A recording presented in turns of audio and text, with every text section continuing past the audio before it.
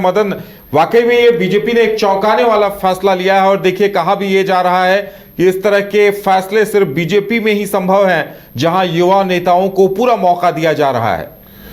देखिए, एक जो सोच थी उसको बदलने की कोशिश अब बीजेपी ने की है कि जो राष्ट्रीय अध्यक्ष के पद होते हैं या प्रदेश अध्यक्ष के पद होते हैं वो सिर्फ अनुभवी लोगों के पास ही, यानी कि एक लंबे उम्र वाले के लोगों को ही मिले। अब इस मिथक को बीजेपी ने खत्म कर दिया है और इसे नए भारत में युवाओं को जो एक मौका देने की बात कही जा रही है उसी का एक जो है उदाहरण प्रधानमंत्री नरेंद्र मोदी ने देश के सामने रखा है कि 45 वर्ष के नितिन नवीन को अब बीजेपी के कार्यकारी राष्ट्रीय अध्यक्ष के तौर पर मनोनीत करना ही ये मोदी जी का एक सरप्राइज माना जा रहा है। हालांकि जो तमाम राजनीतिक दल है, जो विरोधी हैं, वो अपनी अपनी बातें रखेंगे कि आखिर इस फैसले के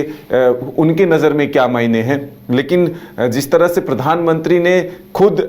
पोस्ट करके एक्स पर नितिन नवीन जी को बधाई दिया है, तो ऐसे में देखिए उन्होंने लिखा है कि नितिन नवीन ने एक मेहनती कार्यकर्ता के रूप में अपनी अलग पहचान बनाई है। वे एक युवा और परिश्रमी नेता हैं जिनके पास समृद्ध संगठनात्मक अनुभव है। प्रधानमंत्री ने यह भी कहा कि बिहार में वे कई कार्यकालों तक विधायक और मंत्री के रूप में अपनी प्रभावशाली सेवाएं दे चुके हैं। भाजपा के राष्ट्रीय कार्यकारी अध्यक्ष बनने पर उन्हें हार्दिक बधाई है। तो ये जो एक मैसेज देने की कोशिश हुई और मुहर भी लगाई कि ये फैसला प्रधानमंत्री के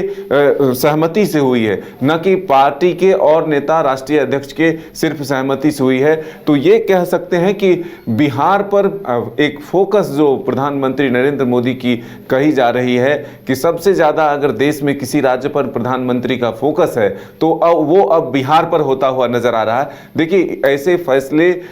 इस सोच के साथ लिए जाते हैं कि किसी भी प्रदेश में अगर चुनाव हो या राष्ट्रीय स्तर पर किसी क्षेत्र को साधना हो तो जातीय फैसले, जातीय समीकरण को साधने के लिए जो फैसले लिए जाते हैं उस वक्त ये माना जाता है कि किसी कास्ट विशेष के लोगों को एक पद दिया गया। देखिए, जब कैबिनेट का विस्तार होता है तो उसमें ये चुना जाता है कि किस वर्ग से, कौन से दल के जो नेता हैं वो आए हैं और उसको जो है एक पद दिया जाए, मंत्री बनाया जाए, कैबिनेट के मंत्री के तौर पर हो या स्टेट में मंत्री के तौर पर हो। सभी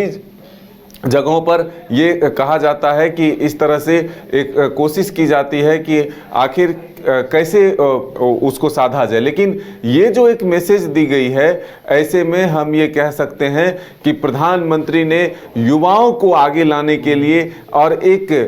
नया भारत बनाने का जो एक निर्णय है प्रधानमंत्री का, उसमें एक भरोसा जताया है कि राष्ट्रीय अध्यक्ष के जैसे पद पर भी युवा चेहरे जो हैं वो आ सकते हैं और देश में युवाओं को राजनीति में लाने के लिए, युवाओं को राजनीति से जोड़ने के लिए ये एक महत्वपूर्ण फैसला और महत्वपूर्ण कदम माना जा सकता है। तो ये हम कह सकते हैं कि प्रधानमंत्री के इस फैसले ने देशवासियों को चौंकाया है, बिहार वासियों को एक सरप्राइज दिया है कि बिहार का एक युवा,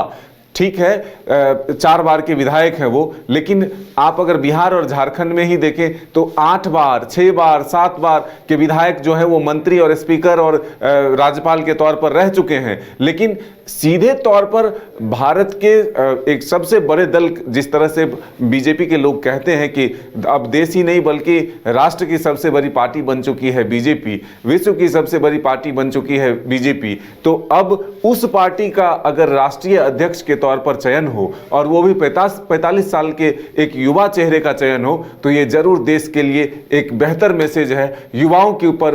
उम्मीद करने का एक बेहतर मैसेज है। सकता है कि नेतृत्व क्षमता नितिन नवीन को विरासत में मिली है और देखिए 2021 में उन्हें मंत्री पद की जिम्मेदारी सौंपी गई और कहा यह जाता है कि जिस जिस विभाग में वो मंत्री रहे वहां का काम सबसे बेहतर हुआ।